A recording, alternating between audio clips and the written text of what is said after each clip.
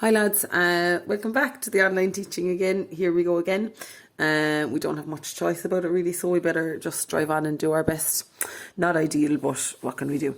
Okay, we'll go straight into it there with just a reminder of where we finished up before Christmas was the polar form of a complex number. That's in the form r by cos theta plus I sine theta, where r is the modulus and theta is the argument. If you need to revise it, right, will you get out your notes there? You can pause the video if you like.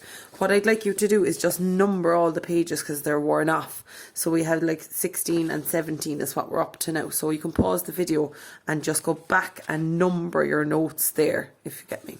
Okay, if you've that done and you're back, if you needed to revise polar form of a complex number for yourself, it's on page 15 and 16 in the notes. We've done that question 3 on page 28 in the book. You might want to do it again if you want to refresh yourself on it. We actually corrected it at the last day of school or the second last day, but there was a good few people out. Okay, so let's just do this by a little bit of by way of revision. Write the root 3 plus I in polar form. So the first thing I'm going to do there is sketch it. So I'm going out to root 3, so out to root 3 and up to what's next to that, it's a 1, so up to 1i. The distance from here to here is r, remember that's the modulus. So I went out root 3 and up 1. Okay, the first thing I need to get is my r. So the formula for that is the square root of a squared plus b squared, so r is equal to the square root of root 3 to be squared plus 1 to be squared, which is root 3 squared is just 3 plus 1, root 4 is 2. Okay, so that's the first step done. The next thing I need to find is the argument, which is the angle that's inside there. This is called the modulus. You found the modulus and this is called the argument. Okay, so to get that, I'm going to use the tan. So the tan of that angle is the opposite over the adjacent. So the tan of that angle is opposite side is 1. Adjacent side is root 3, and so when is the tan 1 over root 3? You could use your calculator or just have a look here. 1 over root 3, so that is 30 degrees. So theta is equal to 30 degrees, but for polar form we deal in radians, so that is pi over 6 radians, which is pi over 6. Now, what is the formula for the complex number in a polar form? It is r cos theta plus I sine theta. So my r was 2, so it's 2 the cos of pi over 6 plus I times the sine of pi over 6. Okay, and this is polar form. So what were my steps there, just to remind you? First thing I need to do is sketch it. Second thing, find the modulus. And then the argument, which is the angle, and then I put it into the form r cos theta plus I sine theta. So go back and practice a few of those if you need to. If not, we'll carry on. So today we're going to be moving on. So multiplying and dividing complex numbers in polar form. I would like you to have open there, will you go to page 17 of your notes and just do a bit of highlighting. You'll have to write in that bit because it got faded, I'd say. So multiplying and dividing complex numbers in polar form, and these are all very important because they come up. Okay, so today we're just doing the multiplying and dividing ones. Will you highlight the formula for the multiplication and highlight the formula for the division? Okay, so when you have that done there, I'm just going to go through both of them. So say we have our two complex numbers here, a z1 and a z2. So what if I want to multiply the two of those with each other? Okay, so I'm going to be using my formula on page 17 of the tables. It is not, page 17 of your notes. It's not in your log table, so you'll have to learn it off. Okay, so the first thing I need to do is multiply my r1 and r2. So when you're multiplying these two numbers, first thing to do is multiply the modulus. So it's going to be r1 by r2. Easy. The next thing I have then, it's going to be the cos of. I always think addition and multiplication are related to each other. So it's going to be the two angles added. Theta 1 plus theta 2 plus I sine theta 1 plus theta 2. Okay, so that is for multiplying. That's your formula for multiplying. So multiply your two modulus and then adding the angles here and adding these two angles and these two angles. Okay, and that's on page 17 of your notes. The other one is the division one. And if multiplication and addition are related, I would think division and subtraction are related. Okay, so let's have a look at it. So let's do the first thing. So if it's multiplying, you multiply the modulus. If it's dividing, you divide the modulus. So it's R1 over R2, and then it is the cos of theta 1 minus theta 2 plus I sine theta 1 minus theta 2.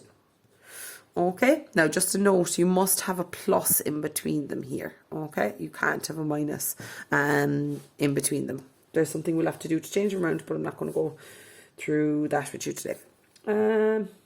Maybe I will actually quickly. So if you had cos of pi over 2 minus I sine of pi over 2, I couldn't work with that. I'd have to have a plus in the middle. So what I would do is I would make both of the angles minuses. So I would have cos of minus pi over 2 plus I sine of minus pi over 2. Okay, that's all that is. If you ever get a minus in the middle, it just changes. The minuses go in here and this becomes a plus, and you can use your formulas then. Let's go through an example of each one of those now before I give you your questions for today.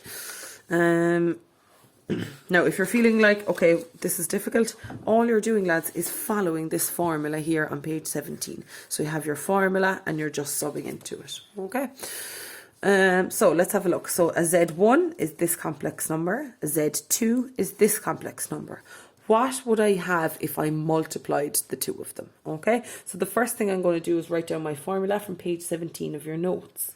So Z1 by Z2 is R1 by R2. Then cos, what do we do with the angles? It's adding the angles, so it's theta 1 plus theta 2 plus I sine theta 1 plus theta 2. Okay, all you're doing is subbing in now. Where's my R1? There it is. So it's going to be 2 multiplied by, what is R2? There it is, of 5.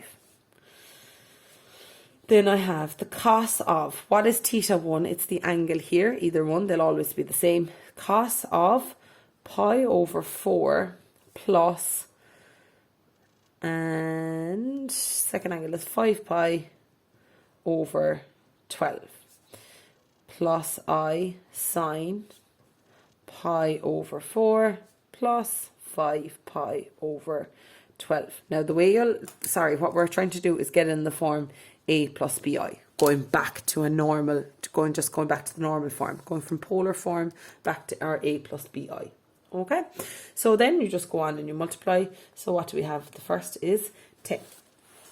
Then get out your calculator, adding up pi over 4 plus 5 pi over 12. So pi over 4 plus 5 pi over 12, and you get 2 pi over 3. So it's the cos of 2 pi over 3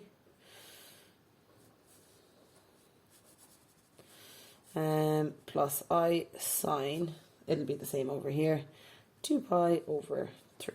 Okay, don't need that bracket there actually, sorry. And then, now, I need it in this form here.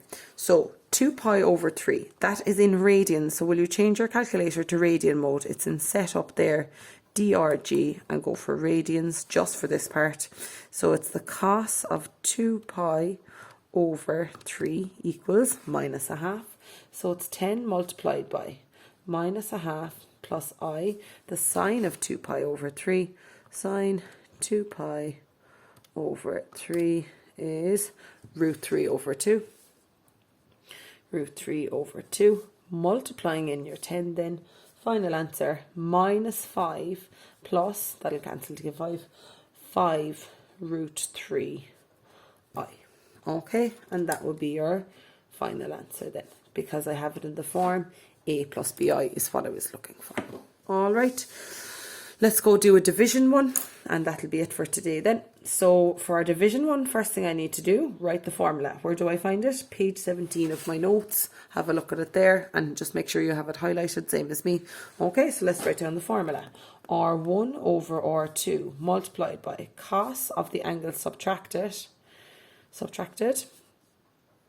plus I sine of the angle subtracted, theta 1 minus theta 2. Okay, so first thing I need to write is that over that. So it's R1 over R2, so that's my 2 over 5.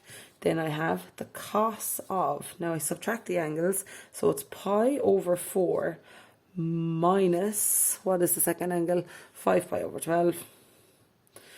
12 plus I sine pi over 4 minus 5 pi over 12. Okay, and next up I have, just leave that as 2 over 5, which is fine, and it's the cos of, now what will that angle become? I'm going to go back to set up DRG, go back to degrees just when you're subtracting them. Pi over 4 minus 5 pi over 12, which is minus pi over 6, cos of minus pi over 6, plus I sine, it's going to be the same, minus pi over 6. Okay, so that's 2 over 5, sits out here. What is the cos of minus pi over 6? Set up DRG, and I'm going for radians. Cos of cos of negative pi over 6 equals root 3 over 2, root 3 over 2 plus I, the sine of, shouldn't have written that now, because I am working it out on the calculator, so it's just going to be a number.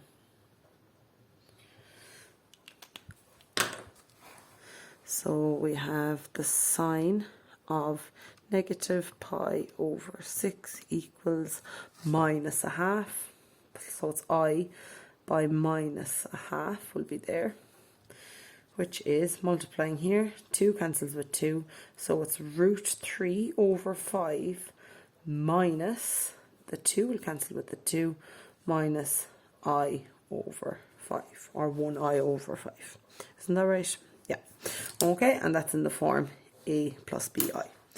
Or you could write it root 3 over 5 minus 1 over 5I, which you might prefer to. Okay, I'll put up your questions there for today, lads. Thanks very much.